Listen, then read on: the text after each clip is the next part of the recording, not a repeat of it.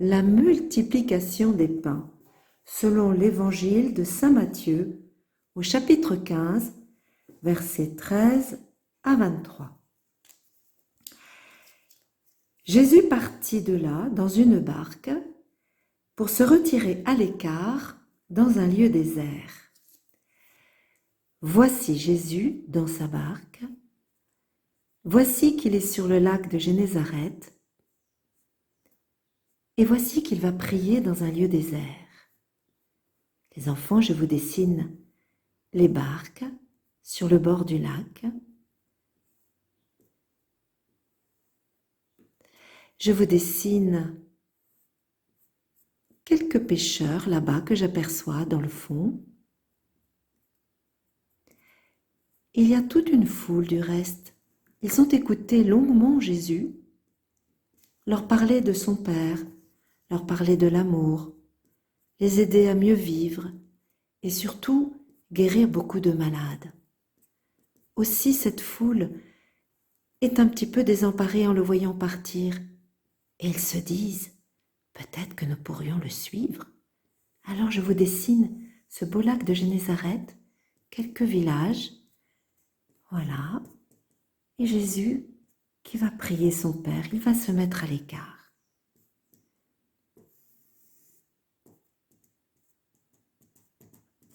Quelques chemins qui rejoignent les villages entre eux, et puis quelques collines là-bas. C'est le beau pays de Jésus.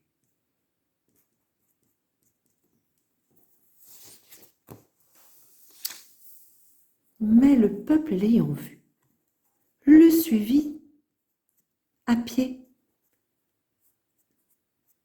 Je dessine la foule que nous voyions tout à l'heure, qui a décidé de rattraper Jésus.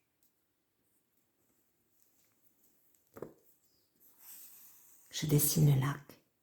Je dessine Jésus qui est presque arrivé avec sa barque de l'autre côté. Il va être bien étonné, lui qui voulait prier paisiblement son Père, de voir arriver toute une foule qui le rejoint. Les collines de ce beau pays, le lac de Génézareth, les barques qui sont restées et un petit poisson qui saute dans l'eau. Quelques vagues, cette fois-ci, le lac de Génézareth est paisible. Le soir était venu. Je vous dessine la lune qui commence à apparaître et je vous fais le soleil qui va se coucher. Voilà, c'est la fin de la journée.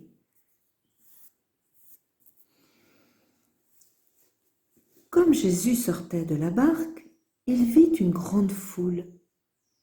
Comment Jésus va-t-il les accueillir? Jésus a pitié de cette foule.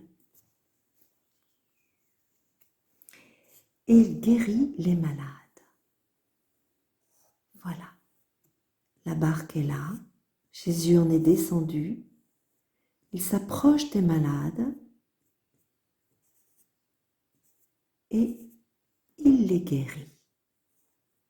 Aujourd'hui, avec ce coronavirus, on aimerait bien que Jésus nous guérisse, mais Jésus nous a laissé l'Église et c'est l'Église qui aujourd'hui nous invite, comme au temps de Jésus, à venir prier ensemble, en communion, les uns où nous sommes, par l'ordinateur, par la télévision. Chacun, nous pouvons venir apporter nos malades dans la prière, comme au temps de Jésus. Ici, je vous fais tous ces malades qui sont là et qui attendent Jésus. La foule est là, elle la rejoint, son Jésus. La foule a mis toute son espérance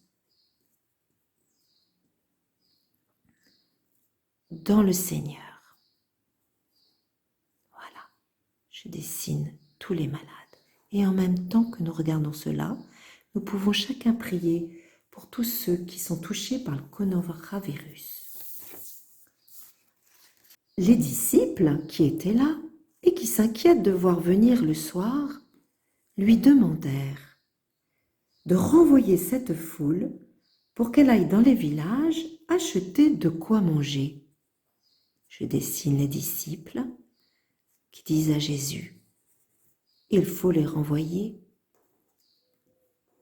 Il faut bien qu'ils pensent à manger.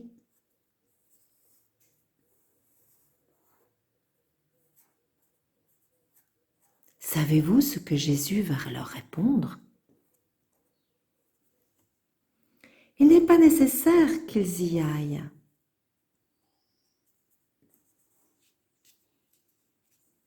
Donnez-leur vous-même à manger.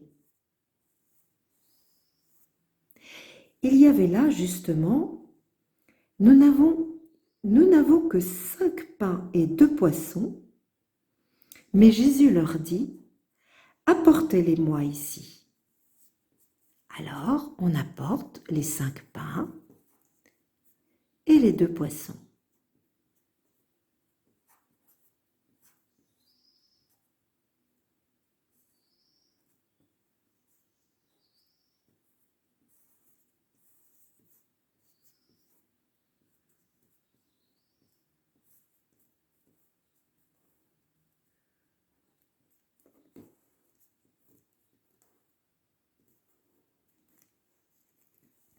Et voici la foule. Oh, il y en a beaucoup, énormément de monde. Environ 5000 hommes, sans compter les femmes et les enfants. Alors on peut tout de suite dire 10 000 par an. Et puis alors, s'ils ont 5 enfants chacun, ça va faire 50 000 enfants. Donc alors, il va y avoir une foule de 60 000 personnes. Oh mon Dieu, que va faire Jésus? Jésus, il sait ce qu'il va faire. Je dessine la nuit qui arrive avec la lune. Le soleil, ça y est, s'est couché. Et après avoir ordonné à la multitude de s'asseoir sur l'herbe, il prit les 5 pains et les 2 poissons. Et voici les 5 pains. Jésus les prend.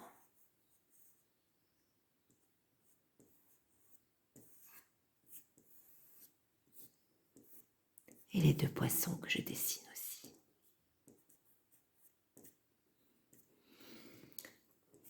Le visage de Jésus se lève.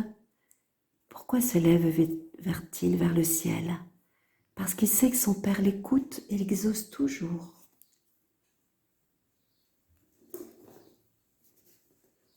Levant les yeux au ciel, il les bénit. Puis, rompant les pains,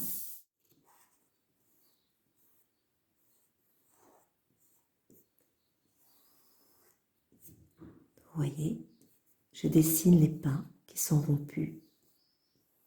Cela vous rappelle-t-il quelque chose, les enfants?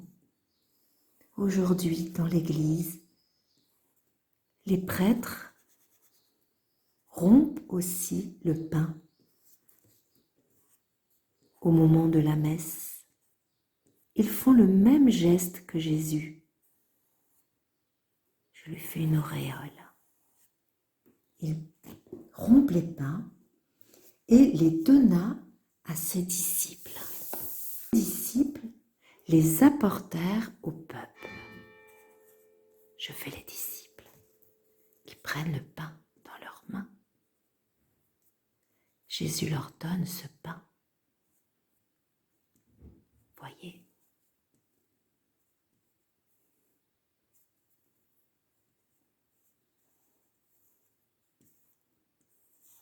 Voici Jésus qui distribue le pain. Et les disciples ont obéi. Ils ne sont pas étonnés. Ils ont tellement vu Jésus déjà faire des miracles. Ils savent que Jésus va encore répondre à leurs demandes, de nourrir cette foule, mais bien au-delà de ce qu'ils avaient pu imaginer. Regardez bien ce qu'il se passe. Ils ouvrent leurs mains. Voilà. Et Jésus leur remet le pain qu'il a rompu. Et ils vont le reporter et l'apporter à la foule. Et voilà. Et le pain, il en vient toujours dans les mains de Jésus. Jésus prie son Père. Il lui rend grâce de ce qu'il a fait, de ce qu'il est en train de faire. Il est toujours exaucé quand il prie son Père. Quel bonheur pour Jésus! Comme nous sommes heureux de croire en un Dieu si bon qui peut faire de tels miracles. Puis, Jésus, après avoir nourri la foule, il reçut de la part des disciples, ils reçurent 12 panières. Je vous les mets telles quelles. 12 panières qui reviennent, car on ne jette rien, les enfants. Et c'est l'abondance, c'est Jésus qui donne en abondance. Maintenant, Jésus va pouvoir monter dans la barque. Il va demander à ses disciples de les précéder plus loin dans la mer. Non, je crois seulement, oui, ce sont juste les disciples qui vont monter maintenant dans la barque. Et le peuple renvoyé, il va monter seul sur la montagne pour prier. Et je dessine Jésus qui prie dans la montagne. Il prie qui, les enfants? Il prie son Père, comme il nous l'a appris. Amen.